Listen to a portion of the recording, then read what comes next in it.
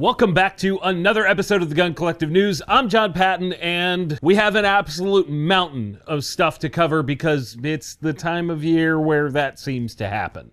For whatever reason, the gun industry loves to pile all their new releases together like a bunch of morons. If you're new here, get subscribed because we're going to do this again next week and probably the week after that, and you do not want to miss it. Now, the news. And stick with me. This is going to be a very dense episode. We'll get to this amazing contraption towards the end. First up is a bunch of accessory type things. We have this from our friends at Brownells. It's a new version of their BRN 180 upper, the Gen 3 version to be exact. The new features come in the form of a new left side charging handle with better ergonomics.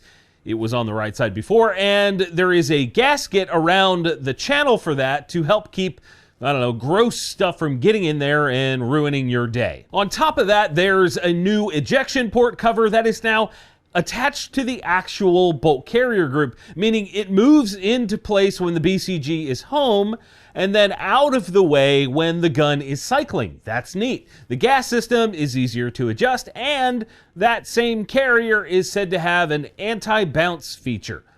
This is on top of the fully contained recoil system that's been in place since the first gen. On launch, these will be available in 16 and 13.9 inch barrels in 223 Wild Chambers or 300 Blackout with a 9-incher. MSRP is $1,200, and that's not cheap, but it is a pretty neat system. We'll pick up the pace for the next few and keep this rolling. I'll keep it as tight as I can. Shield Sights has a new line of enclosed optics called AMS and AMSC.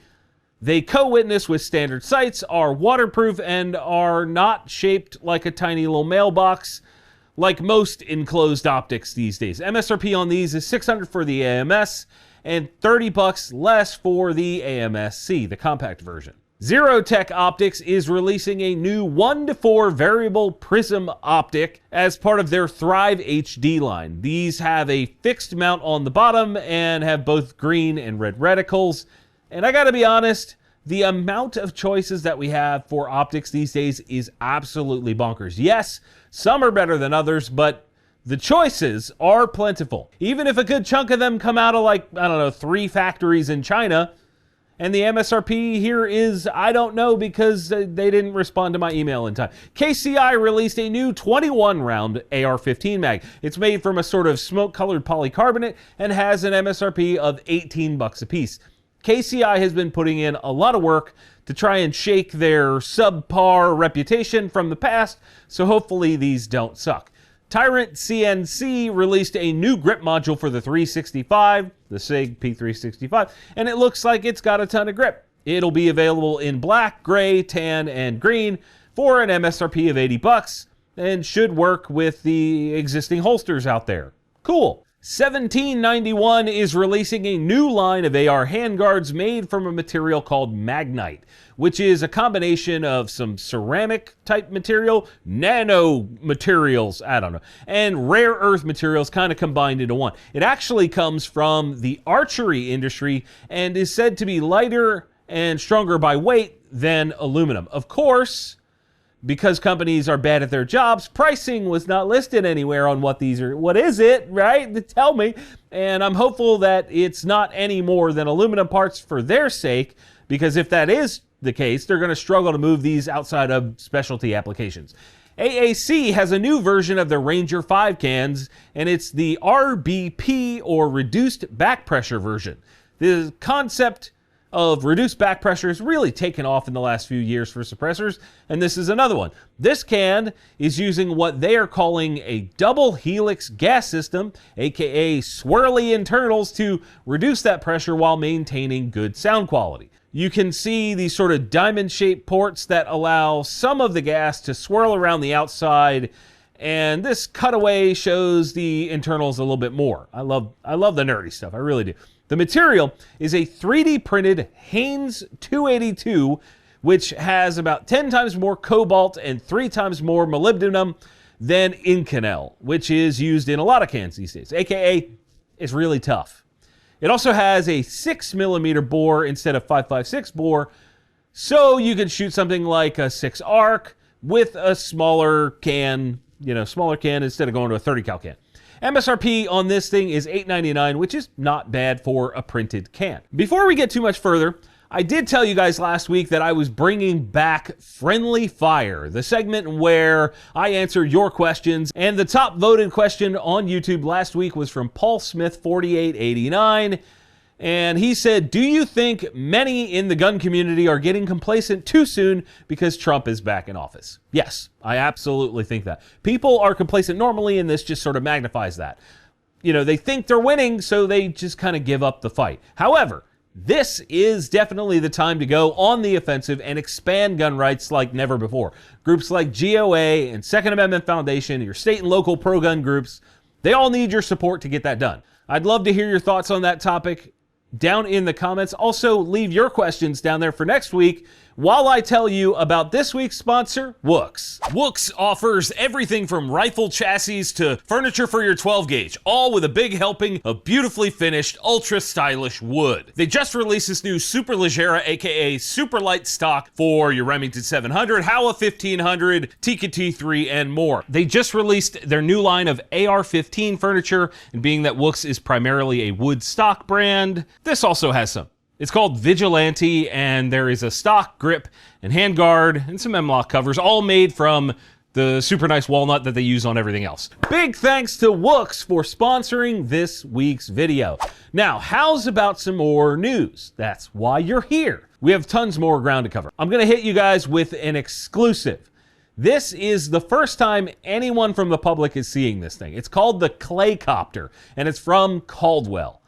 What you have is a sort of handheld unit that has a motor inside that will spin up to 2 of these special sort of circular targets at some crazy high RPM and launch them downrange. Think of this like clay shooting for the modern age, perhaps. The disc targets are biodegradable to the point where they degrade faster than normal clay targets, and there are 2 sizes, 90 mil and 110 millimeter. I'm told these fly in what they call a unique pattern. They're pretty lightweight, so the wind affects them, and it is closer to a real bird than normal clays, likely because of that weight. The launcher unit itself is battery powered, and the batteries are USB-C rechargeable, which is nice, and you get roughly 150 launches per battery. There's also a speed adjustment knob on the side of the launcher so you can control how far and how aggressive they go. This thing is cool as and actually looks like it would be a lot of fun for all kinds of levels of shooting skills. MSRP is $220 for the launcher, and that comes with 1 battery. Extras are like $50 for those, and targets are $10 for 50 of the small 90 mil size and $13 for a sleeve of 50 of the larger targets. I've got one of these on the way. I think it's supposed to show up tomorrow, and I'll post some stuff on Instagram, so go follow me over there if you want to see that. Moving on, Glock and Aimpoint teamed up to release a new optic solution.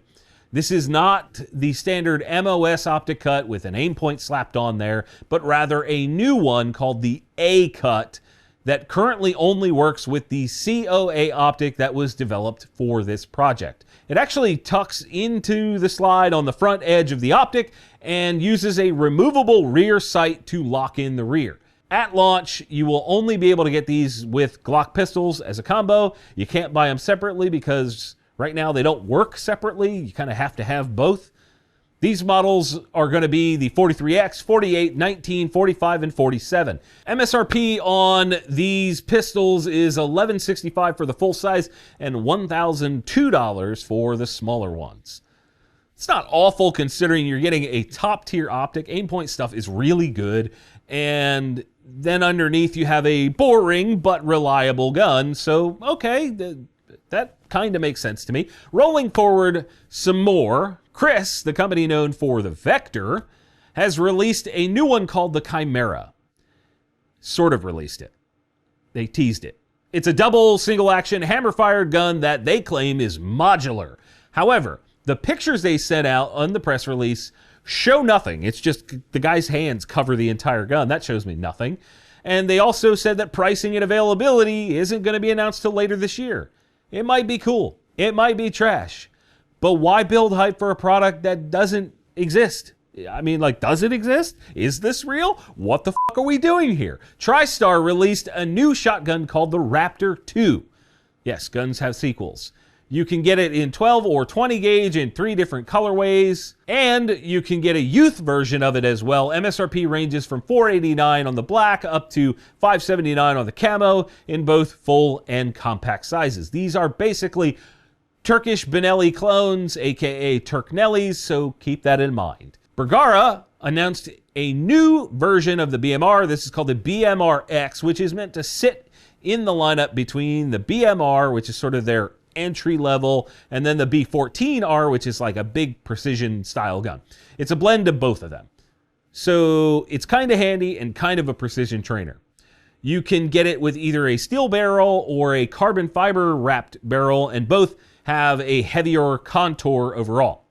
The steel versions weigh 6.6 pounds and the carbon is 5.7. Calibers, you have the 22 long rifle, 22 mag, and 17 HMR. That's neat. Honestly, if these are as accurate as the regular BMR that I have back here, they're going to be pretty sweet. MSRP is $719 for steel barrel and $819 for the carbon. Smith & Wesson Big Blue is back in the news with 3 new versions, 3 new models of their 1854 lever action. It's called Stealth Hunter. They have 3 of these things. They first introduced the term Stealth Hunter with this sort of dark trooper of a 44 Magnum wheel gun. That thing looks so freaking cool. These new lever guns are all black, and they still have threaded barrels and the other cool stuff. And they're rocking M-LOK handguards, polymer stock, and a long pick rail on the top with high-vis sights. You can have one in 45 Colt, 357 Magnum, that's the first time they've done that in these, or the correct choice, 44 Magnum. MSRP here is $1,400, and I mean, I definitely want one. Bull Armory has some new stuff for us. First, their TAC models are all going to be available in the stainless finish, and that looks fantastic. Kind of wish I had one of those. They look great.